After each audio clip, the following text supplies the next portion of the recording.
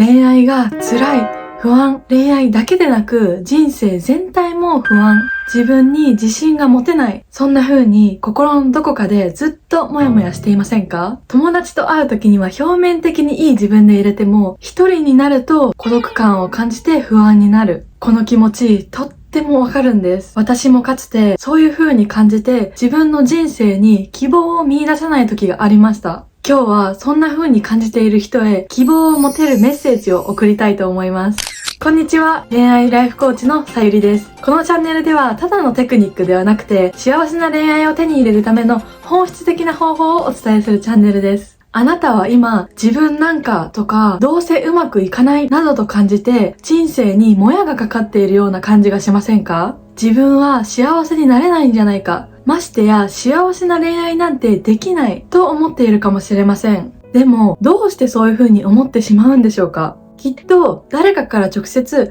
あなたは幸せになれないって言われたわけじゃないのにどうしてそういう風に思っちゃうんでしょうか？それは多くの場合自己嫌悪の感情があるからです。つまり自分を好きになれなくって辛いんです。自己嫌悪は自分に怒りを感じたり、自分を責めてしまったり、否定したりすることで自尊心や自己肯定感も低くなってしまいます。でも今これらを感じているということは、あなたは今その感情に気づいて改善していくチャンスなんです。今日はこの自己嫌悪に陥っているサインと、それをどうやって改善していけばいいのかについて詳しくお話ししていくので、ぜひ最後まで見てください。まずは自分が気づかないうちに自己嫌悪に陥っていることを知るために、自己嫌悪のサインを5つ紹介します。サイン1つ目が自分を責め続けることです。自己嫌悪があると常に自分に厳しく評価してしまうんです。自分の悪いところやできないことばかりに目を向けることが習慣になってしまっています。ある意味では自分に対して完璧主義だったり、厳しすぎて自分が何か少しでも間違いをしたら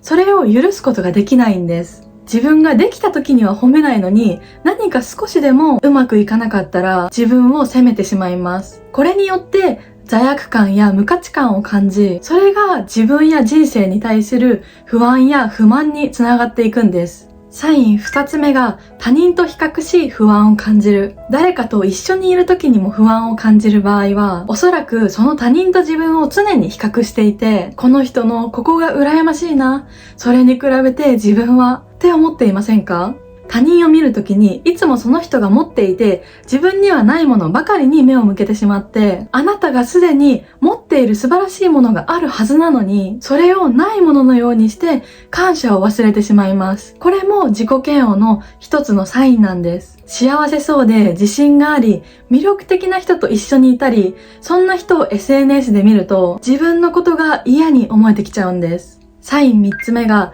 他人の前で自分を偽ることです。一人でいる時の自分と他人の前でいる時の自分が別人のようになってしまうんです。これは本当の自分をさらけ出すのが怖くて、それを隠そうとしてしまうんですよね。自分のことが嫌いだと、ありのままの自分なんて誰にも受け入れてもらえないんじゃないかと思って人前では別人を演じてしまうんです。サイン4つ目が他人との関わりを自ら避ける。偽りの自分を演じたり、人間関係を構築するのに疲れてしまって、他人からの愛や関心でさえ負担に感じることがあります。自分に自信がないと、例えば友達のグループに所属していたとしても、なんとなく申し訳なく感じて、勝手に自分はそのグループにいる資格がないって思っちゃうんです。自分を嫌って愛することができないと、他人からの愛も受け入れることができません。その結果、他人に迷惑をかけたくないという理由で自ら孤立してしまうんです。そしてサイン5つ目が自分を大切にしない。もしあなたに愛する人がいたら、その人に幸せでいてほしいし、その人のことを大切にしたいって思いますよね。愛する人の幸せを望むのは当然だと思います。じゃあ、あなたはあなた自身を幸せにしたい、大切にしたいと思っていますか？あなたがあなた自身を愛していたら、あなたの幸せを望むはずなんです。自分を大切に扱っていないのは自己嫌悪の特徴なんです。例えば、ダメだと分かっていても夜更かしをしてしまう。不健康な食事をとってしまう。自分を雑に扱って自分に対して暴言を吐いてしまう。自分のためにおしゃれをしない。これらは時間がないからとか面倒だからっていうわけではなくて、自分を大切にしていないことが根本の原因なんです。鏡を見た時に疲れた自分が映って、こんな自分は愛される価値がないと感じて、それを受け入れてしまうんです。今説明した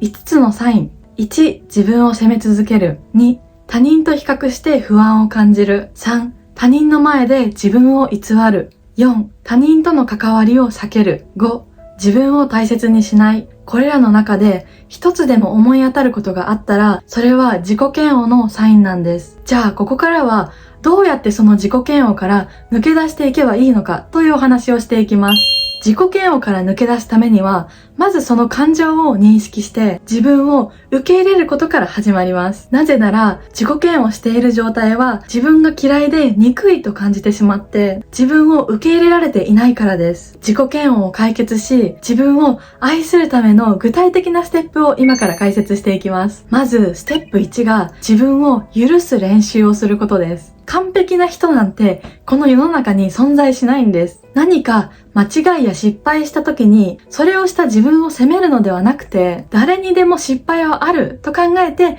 受け入れるようにしましょう。例えば何かミスをしてしまった時に自分はダメだって思うんではなくて、今回は失敗してしまったけど次に活かせることはないかなって考えるようにしてみてください。小さなミスでも自分を責めてしまう習慣があるときは、ミスをしたときに、これは自分が成長するためのステップだっていう風に自分に言い聞かせると気持ちが軽くなります。私自身もうまくいかなくて逃げてばかりの自分が嫌になっていた時期がありました。そんな時に、これは自分がダメなのではなくて、ただ自分のいるべき場所が違っただけなんだ。それを知れただけでもやった甲斐はあるじゃん。と自分に言い聞かせていました。そしてステップ2が自分のいいところに目を向ける。他人と比較する癖があると自分がすでに持っているものや自分のいいところを見失ってしまいがちです。だから自分のいいところに目を向けるためにも毎日自分の良かったところを3つ書き出してみてください。書くのが大変だったら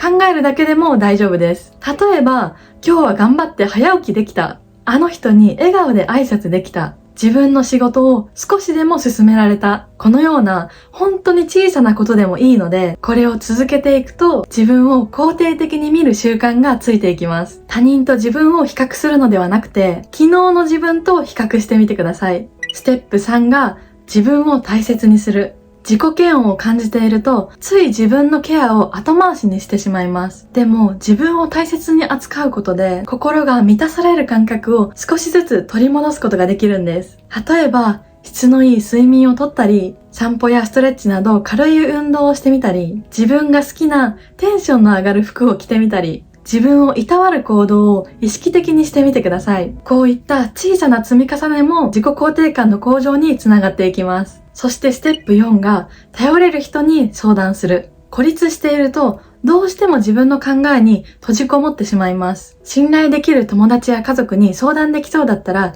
自分の気持ちを打ち明けてみてください。友達や家族に言うのもためらってしまうという場合はコーチやカウンセラーなど専門家の手を借りるのもいいと思います。今はオンラインでも相談することができるんです。実は私もコーチとしていろいろな方の悩みを聞いてきました。普段他人には出せないような自分をさらけ出して、そんな自分を受け入れてくれる人が一人いるだけでも安心感が全く違います。そして私はそんな人を一人でもサポートしたいという思いで発信をしています。だからもしこの自己嫌悪に陥っていて誰にも相談できないという方がいたら、現在無料のコーチングセッションをプレゼントしていますので申し込んでみてください。話をするだけでも心が軽くなるし、他人の視点を借りることで自分では気づけなかった自分のポジティブな面を知ったり、解決につながる糸口が見えてきます。そしてステップ5が自分を励ます言葉を使う。心の中で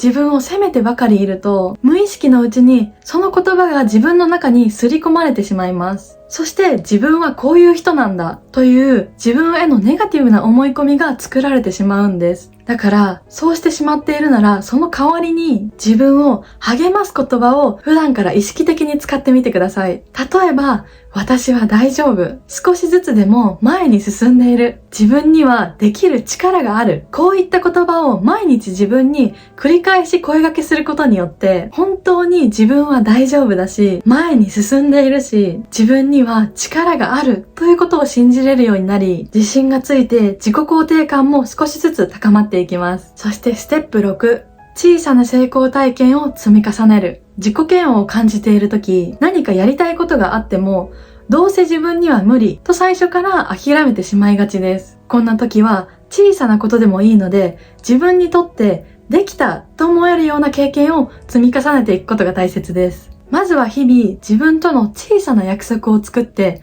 それを守っていきましょう。例えば、今日は10分だけ勉強をする。家の掃除を少しだけする。こういった自分との小さな約束を作って、それを実際に行動して守っていくんです。この自分との約束が守れるようになると、それが成功体験となって、その積み重ねが自分への自信につながってきます。この6つのステップをやっていくことで、自己嫌悪の感情からだんだんと自分を受け入れられるようになってきます。あなたにはあなたの人生を変える力があるんです。それを信じてください。今は私なんかと思ってしまっているかもしれないけれど、それを乗り越える力はあなた自身が持っているんです。まずは小さなステップでもいいから始めてみて、少しずつ自分を愛せるようになっていきましょう。もし自己嫌悪に陥っている状態から自分を受け入れ、愛して人生の不安や恋愛の不安を手放していきたい。自分を自分で満たせるようになり、幸せな恋愛、自分が本当に望む人生を生きていきたい。そう思う方に向けて、現在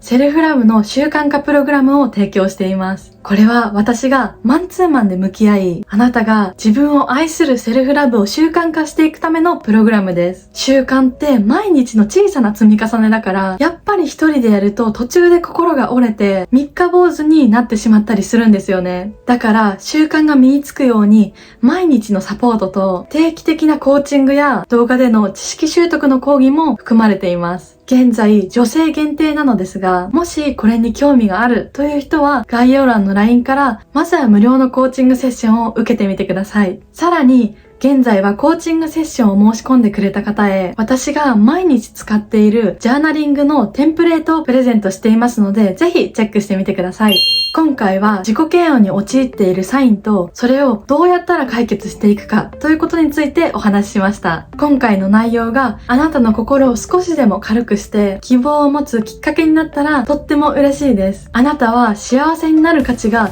すでに十分あって、その幸せはあなたの中から始まるんです。ぜひ今日のステップを試してみてください。またコメント欄であなたの考えや感じたことをシェアしてくださるととっても嬉しいです。これからも幸せな恋愛を手に入れるための本質的な内容を発信していくので、ぜひチャンネル登録をお願いします。グッドボタンいつも励みになっています。本当にありがとうございます。それではまた次回の動画でお会いしましょう。